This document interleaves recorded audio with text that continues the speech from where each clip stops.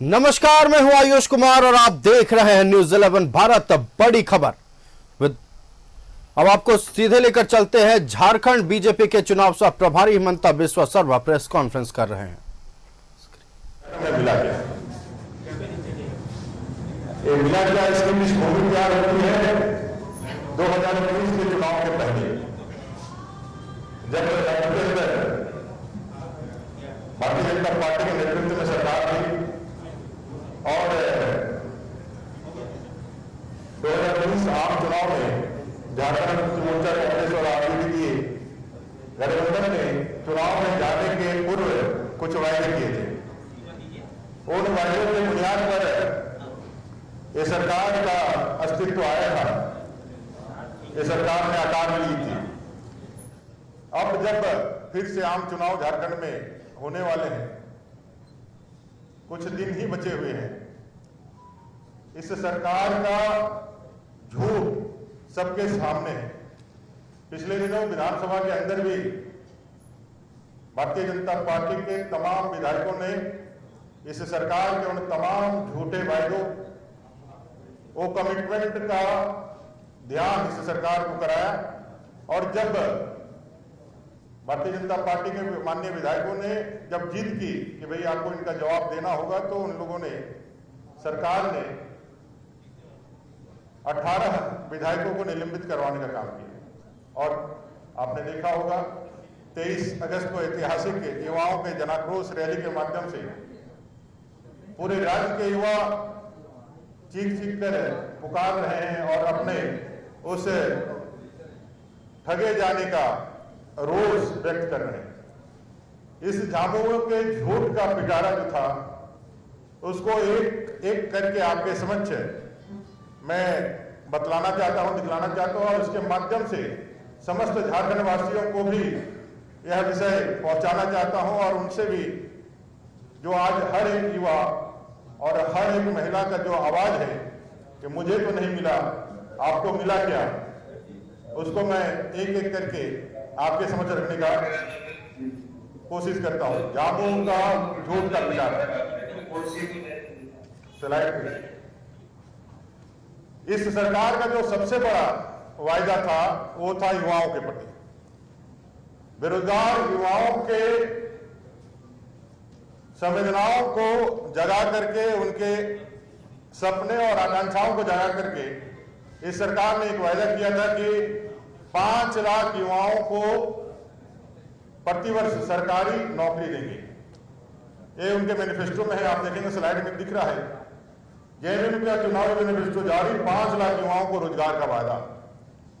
एक बड़ा वर्ग जो युवाओं का वर्ग है, उसको एड्रेस करते हुए एक झूठ उन्होंने बोली थी कि 5 लाख युवाओं को रोजगार देंगे। उसको आगे बढ़ाते हुए कि भाई जब तक रोजगार आपको नहीं मिलेगा, तब तक प्रत्येक बेरोजगार को, जो ग्रेजुएट है, स्नातक है, उसको 5,000 और जो पोस्ट ग्रेजुएट है, स्नातकोत्तर, उसको 7,000। ऐसे 5,000 और 7,000। अगर 5 लाख के बेरोजगारों को नौकरी ना मिली तो तब तक हम 5,000 और 7,000 प्रति महीने उनको बेरोजगारी भत्ता देंगे। इसको और एक कदम आगे बढ़ाते हुए, इसको और मजबूती देने के लिए उन्होंने कहा, हेमंत सोरेन जी ने, मुख्यमंत्री जी ने, उस समय वो भी नेता प्रतिपक्ष के रूप में थे, उन्होंने कहा कि अगर एक काम में पूरा ना कर पाऊं तो राजनीति से संन्यास ले लूंगा। ऐसा कमिटमेंट युवाओं के साथ उन्होंने किया। महिलाओं के लिए उन्होंने कमिटमेंट किया था, महिलाओं को गारंटी फ्री 50,000 ऋण देने का वायदा। 50,000 ऋण देने का वायदा सभी महिलाओं को, जो भी ऋण लेना चाहती है, उद्यमी बनना चाहती है, स्वावलंबी बनना चाहती है, ऐसे महिलाओं के लिए उन्होंने 50,000 बिना गारंटी के फ्री लोन की घोषणा की थी। आज झारखंड की दीदी बहनें पूछ रही हैं, मुझे तो नहीं मिला, आपको मिला क्या? प्रत्येक महिला दीदी को कहा था कि चूल्हा खर्च 2,000 रुपया देंगे। अभी एक योजना वो चला रहे हैं, उसको भी महाठगी योजना ऐसा लोग कह रहे हैं कि भाई नटवर लाल भी शर्मा जाए, इनके इतने ठगी के कारनामे हैं। इन्होंने चुनावी घोषणा में कहा था 2019 में अपने मैनिफेस्टो में, महिलाओं को प्रति माह 2000 चूल्हा भत्ता देंगे। ये वायदा वो भूल गए और अभी गांव-गंज की महिलाएं ये पूछ रही है, मुझे तो नहीं मिला, आपको मिला क्या? गरीब बेटियों की शादी के लिए उन्होंने एक कमिटमेंट, एक मैनिफेस्टो जारी किया था, मैनिफेस्टो में एक वायदा जारी किया था, गरीब बेटियों को शादी के बाद मिलेगा सोने के सिक्के। उन्होंने कहा कि भाई हम जैसे ही सरकार में आएंगे, बेटियों की शादी होगी तो हम सोने के सिक्के देंगे। आज बेटियां कई एक शादी करके ससुराल में हैं और ससुराल वाले पूछ रहे हैं कि भाई हमको नहीं मिला, आपको मिला क्या? और बेटियां आज उसे सोने के सिक्के के इंतजार में ससुराल में इंतजार कर रही है। इन्होंने किसानों को वायदा किया था, किसानों को वायदा किया था कि भाई राज्य के सभी 264 ब्लॉक मुख्यालय में कोल्ड स्टोरेज स्थापित करेंगे। भाई यहाँ के किसानों के लिए कोल्ड स्टोरेज देना है किसानों को।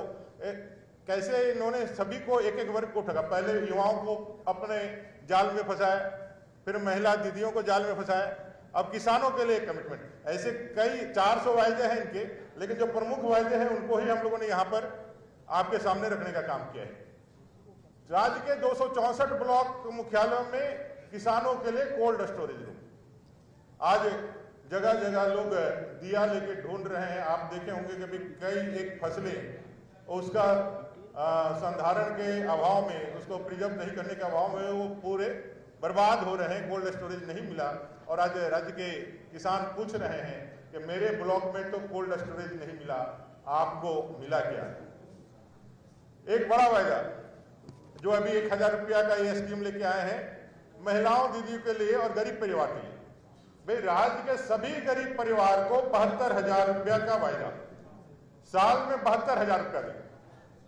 ऐसा वायदा दे करके वो भूल गए। और अभी कल भी मैं भाषण में सुन रहा था और भी 2 बार मैंने सुना, कह रहे हैं कि हमारी सरकार आएगी, मुख्यमंत्री जी हेमंत सोरेन जी कह रहे हैं हमारी सरकार आएगी तो हम 1 लाख रुपया प्रत्येक परिवार को देंगे। 72,000 दिया नहीं, अब उसमें जोड़ करके 1 लाख। माने झूठ का क्या क्या खाते हो झूठ, क्या पीते हो झूठ, क्या सोते हो झूठ, क्या बोलते हो झूठ। माने झूठ भी शर्मा जाए। अब झूठ के लिए भी कोई नया शब्द लाना होगा इनके लिए। भाई झूठा किसी को बोला जाए लोग शर्माते हैं, लेकिन इनको 72,000 इन्होंने कहा था कि हम प्रत्येक गरीब परिवार को देंगे। और आज जब चुनाव नजदीक है अभी कह रहे हैं कि 1 लाख देंगे। 72,000 भूल गए और 1 लाख का नया कमिटमेंट डाल रहे हैं। कोई परिवार को नहीं मिला, पूछ रहा है कि हमें नहीं मिला, आपको मिला क्या? सभी विधवा महिलाओं को इन्होंने कहा कि भाई 2,500 रुपया हम लोग मार्च प्रति माह वेतन देंगे, पेंशन देंगे। पेंशन को लेकर के बहुत ढिंढोरा पीटते हैं।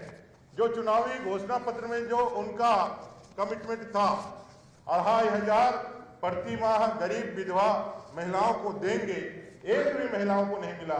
और वो विधवा महिलाएं आज पूछ रही है कि मुझे तो नहीं मिला, आपको मिला क्या?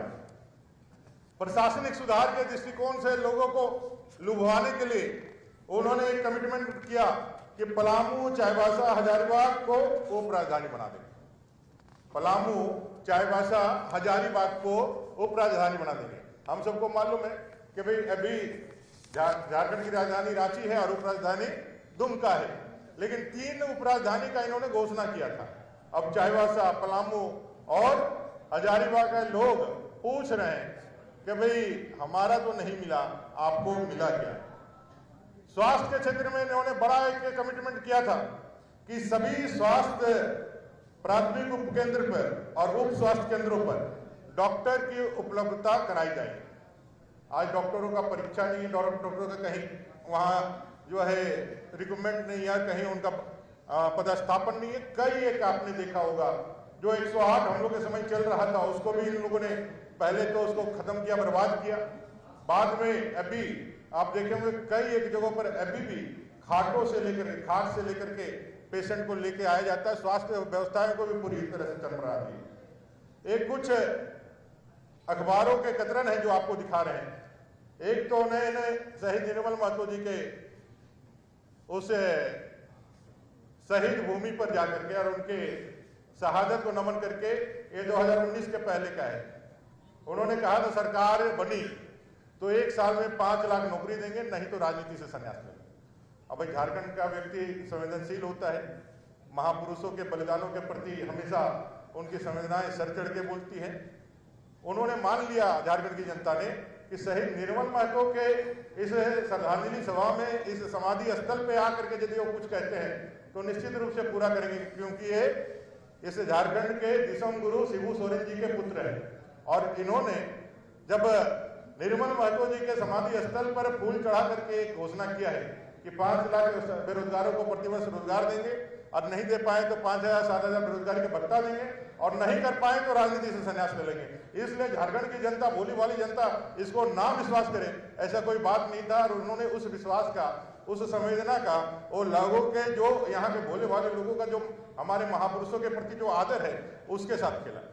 और अभी जब गए थे निर्मल महतो के उस पावन भूमि पर, तो वहीं से फिर कहा कि 1 लाख हम परिवार को प्रतिवर्ष परिवार को देंगे। मैंने फिर एकजुट शहीदों के नाम पर, फिर एकजुट शहीदों के श्रद्धांजलि स्थल को जा करके प्रणाम करके झारखंड के लोगों को जो है बरगलाने का काम कर रहे हैं।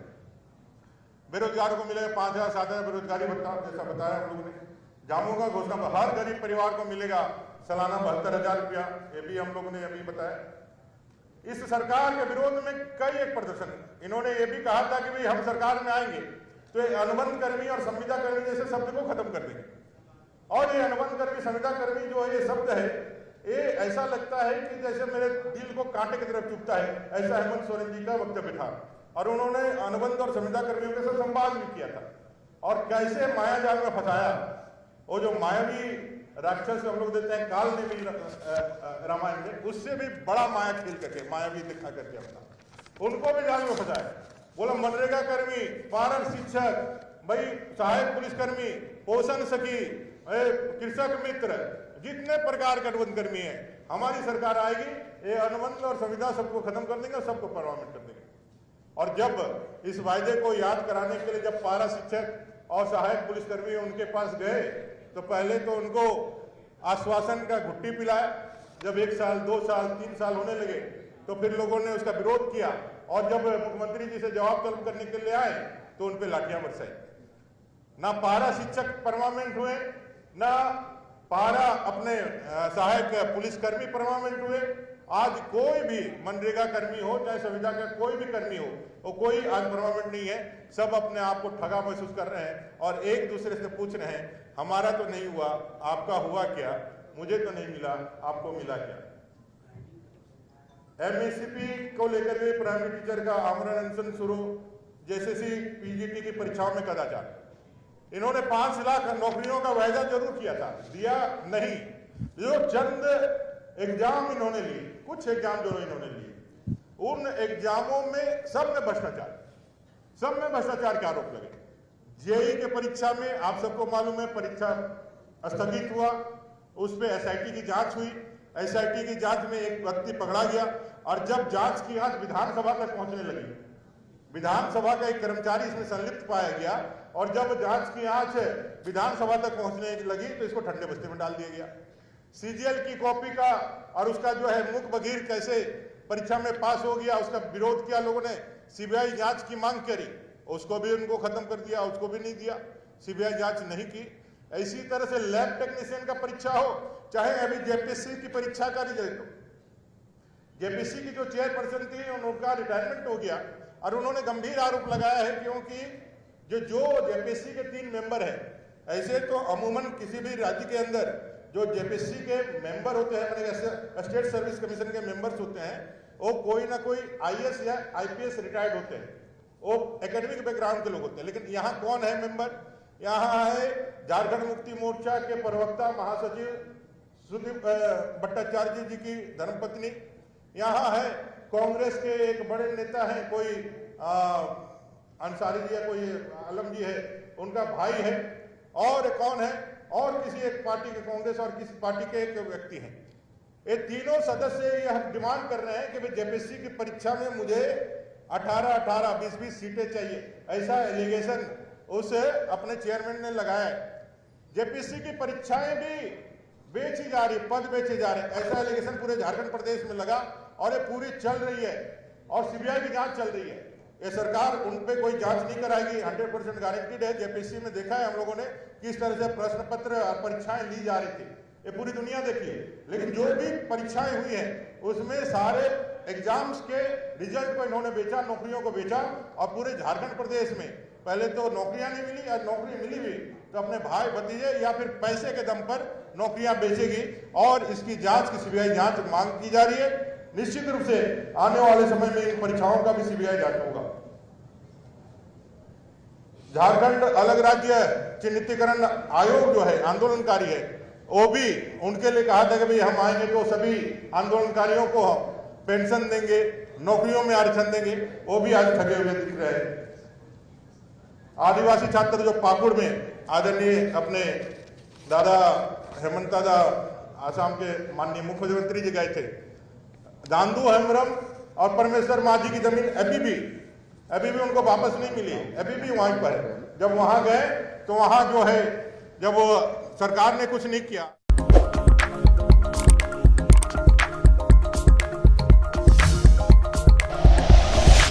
Like and share videos, subscribe करें हमारा चैनल और प्रेस करें बेल आइकॉन। न्यूज़ 11 भारत, सच है तो दिखेगा।